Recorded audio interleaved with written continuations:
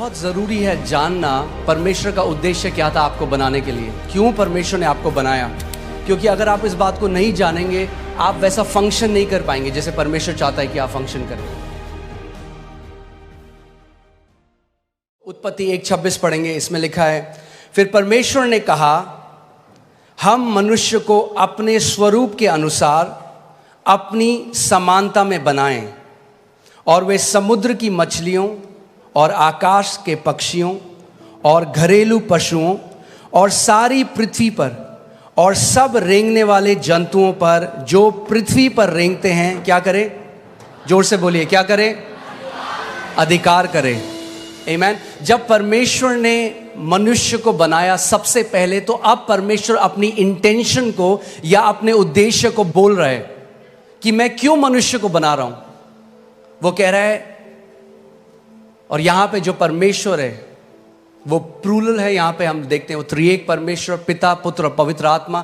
यहां पर वो कह रहे हैं कि हम मनुष्य को, आओ हम, लेट अस, इंग्लिश बाइबल कहती है अस, यानी एक नहीं, अस, हम। यहां बाइबल में मैं नहीं लिखा, क्या लिखा है? हम। परमेश्वर कह रहा है हम, यानी पिता, पुत्र, पवित्र आत्मा कह रहे हैं कि हम मनुष्य को क्या करेंगे? अपने स्वरूप में और अपनी समानता में बनाएंगे। सो यू विल सी, आप देखेंगे कि ये पहली जगह है जहां पे परमेश्वर अपना उद्देश्य बता रहा है मानव जाति के लिए। और जब आप इसको समझेंगे तो आप जानेंगे कि क्यों परमेश्वर ने आपको रचा है और आपका उद्देश्य इस पृथ्वी में क्या है। आमीन। वो कह रहा है, मैं उनको अपनी समानता में बनाऊंगा, अपने अनुसार, अपने स्वरूप में बनाऊंगा, और फिर वो क्या करेंगे? बोलिए, अधिकार रखेंगे। मगर ये अधिकार नॉर्मल अधिकार नहीं है। ये अधिकार इंग्लिश का वर्ड डोमिनियन है, जिसका मतलब है शासन अधिकार, या जिसको बोलते हैं प्रभुत्व। कि वो क्या करेंगे पृथ्वी पे? बोलिए, प्रभुता करेंगे, प्रभुता करेंगे। सो परमेश्वर का इंटेंशन मनुष्य को बनाने का ये था कि मनुष्य जो है वो प्रभुता करेगा। आमीन। सो इस बात को समझिए, परमेश्वर ने आपको जब बनाया, आपके डीएनए में उसने शासन अधिकार डाला है। मैंने आपको पहले ही बताया था, आप एक चम्मच से भी एक कील को कसने की कोशिश कर सकते हैं, मगर चम्मच उसके लिए नहीं बनी थी। आप किसके लिए बनाए गए? प्रभुता करने के लिए। बोलिए, प्रभुता करने के लिए। शैतान नहीं चाहता आप इस बात को जाने, क्योंकि सब रेंगने वालों के ऊपर भी प्रभु ने कहा तुम प्रभुता करोगे। और अदन की वाटिका में क्या आया था? रेंगने वाला आया था, मगर उन्होंने प्रभुता नहीं करी उसके ऊपर। इंग्लिश बाइबल कहती है, everything that creepeth upon the face of the earth, जो रेंगने वाला है। आमीन। सो परमेश्वर ने जब हमको बनाया, मैंने आपको पहले भी बताया था कि परमेश्वर, जेनेसिस में लिखा है, आदि में उसने आकाश और पृथ्वी की रचना करी। आकाश या हेवेंस जो बाइबल में कहती है, वो बात करता है अनसीन रेल्म की, अनदेखी। परमेश्वर का जो राज्य है आप इन आंखों से नहीं देख सकते, मगर वो इस जो आप आंखों से देख रहे हैं उससे भी ज्यादा वो रियल है। आमीन। उससे ज्यादा वो रियल है। आप आंखों से उसको नहीं देख सकते, बट वो रियल है। और परमेश्वर ने पृथ्वी की रचना करी।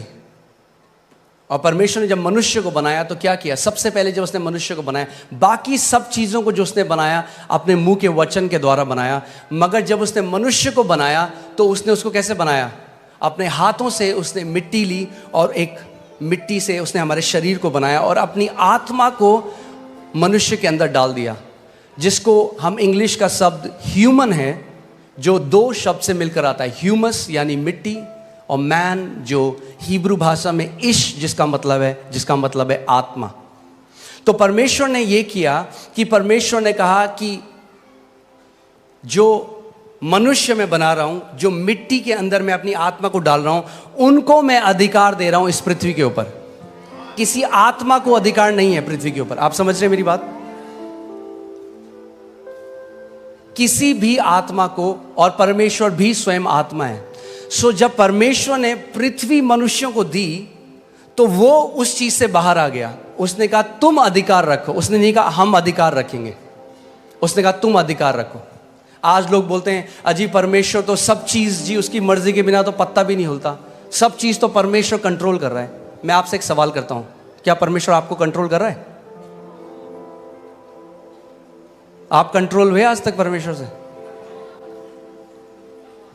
और अगर हम परमेश्वर के कंट्रोल में नहीं है तो कैसे हम कह रहे हैं बाकी सब कुछ वो कंट्रोल कर रहा है?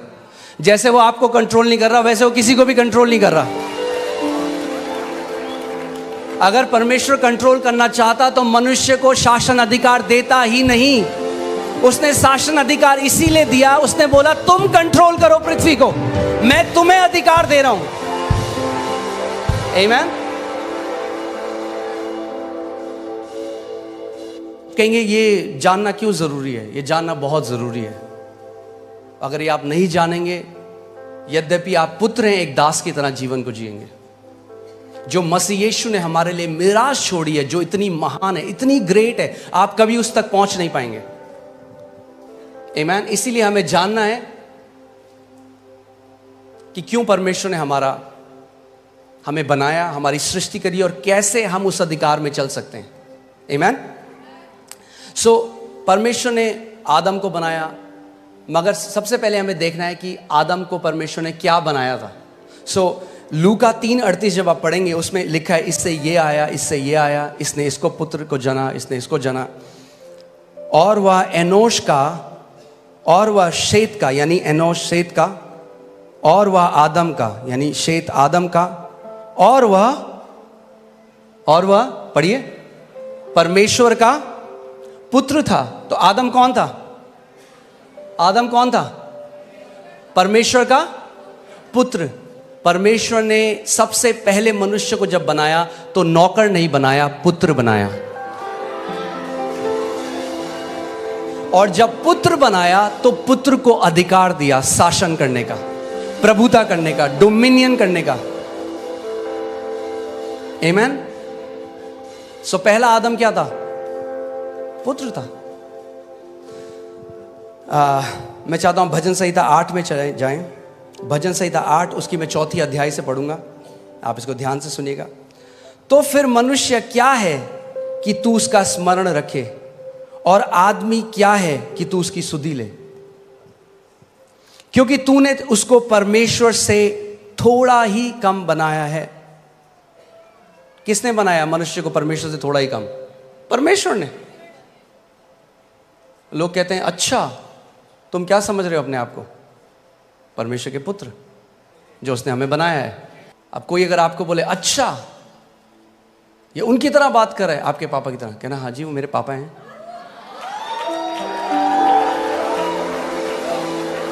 आमीन। मैं इसको दोबारा पढ़ता हूं, ध्यान से सुनिए। तो फिर मनुष्य क्या है कि तू उसका स्मरण रखे, और आदमी क्या है कि तू उसकी सुधि ले, क्योंकि तूने उसको परमेश्वर से थोड़ा ही कम बनाया है। थोड़ा ही कम बनाया है।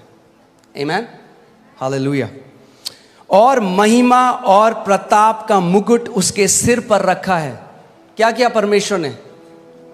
महिमा और प्रताप का मुकुट मनुष्य के सर पे रखा है। ये था जो परमेश्वर ने हमें बनाया था। मगर देखिए हम कहां से कहां गिर गए। आमीन। कई लोग कहते हैं हम बंदर से आए हैं। अब उनका मुझे नहीं पता, हम तो परमेश्वर से आए हैं। हम जू से नहीं, हम स्वर्ग से आए हैं। आमीन। हालेलुया। अब देखिए उसके बाद परमेश्वर ने क्या किया? तूने उसे अपने हाथों के कार्यों पर क्या दी है? क्या दी है? बाइबल कह रही है, ये मैंने नहीं लिखा, आपकी बाइबल में भी है कि परमेश्वर ने जब मनुष्य को बनाया तो उसको अपने कामों, अपने हाथों के कामों के ऊपर क्या दी है?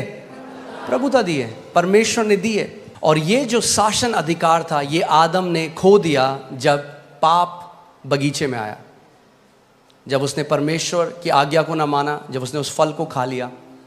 और आदम के अंदर से जो वो डीएनए था रूल एंड रेन करने का, वो जो डीएनए था प्रभुता करने का, वो खत्म हो गया और वो एक दास की तरह जीने लग गया। और जब प्रभु यीशु मसीह आया तो जो पुत्र था, ध्यान से सुनिएगा, जो पुत्र था उसने पुत्र का अधिकार खो दिया। सुन रहे हैं आप?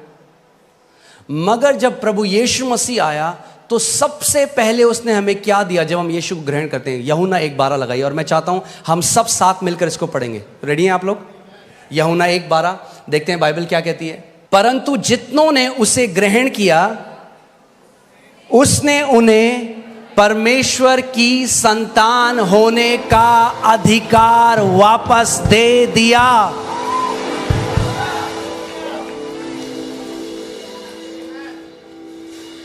क्या दिया उसने आपको? अगर आपने यीशु को ग्रहण किया तो उसने आपको क्या किया? पुत्र का अधिकार दिया, यानी पुत्रों के लिए अधिकार है यीशु मसीह के नाम में। अगर आप पुत्र हैं तो आपके लिए अधिकार है, और अगर आपके लिए अधिकार है तो परमेश्वर चाहता है कि आप एक अधिकारी की तरह इस दुनिया में जिए।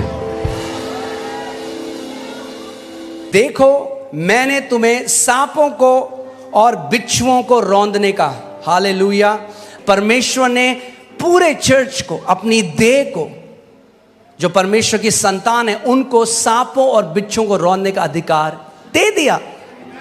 मगर अगर आपने उस अधिकार को लिया नहीं तो जिंदगी भर दुष्ट आत्माएं आपको फुटबॉल बना के रखेंगे। वेट मत करिए डोमिनियन में बढ़ने का कि जब तक आपको कोई ऐसी न्यूज़ ना आ जाए कि भाई कोई बहुत भयंकर बीमारी हो गई है। अगर हम जुखाम में प्रभुता नहीं कर पाए, छोटे से सरदर्द में प्रभुता नहीं कर पाए, तो बड़े में भी नहीं कर पाएंगे। छोटे से शुरू करना शुरू करिए। छोटा सा पेट में दर्द होता है, जब भी कोई बीमारी आती है ना, उससे पहले बोलते हैं प्रिलिमिनरी, क्या बोलते हैं, ऐसे कुछ बोलते हैं, सिम्टम या लक्षण आते हैं। पहले आपको पता लग जाता है कि बुखार आने वाला है, आपके मुझे थोड़ा हरारत हो रही है। वो हरारत है टाइम अधिकार लेने का। वेट मत करो जब 104 हो जाए बुखार होता, बोलो ओ प्रभु तेरे कोड़े खाने से।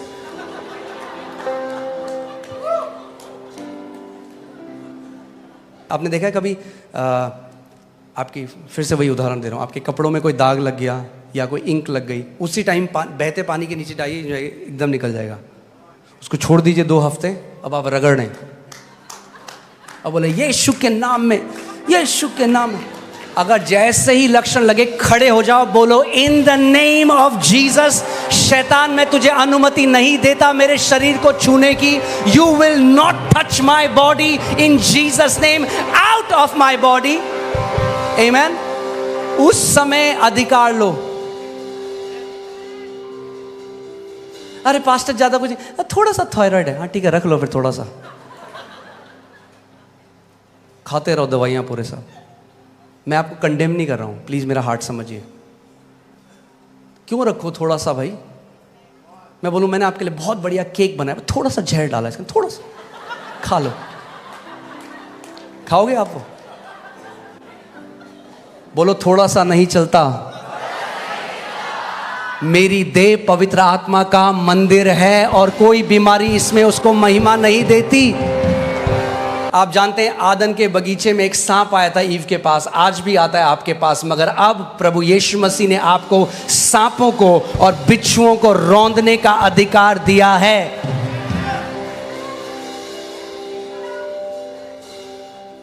बोलो मेरे पास अधिकार है सांपों और बिच्छुओं को रौंदने का।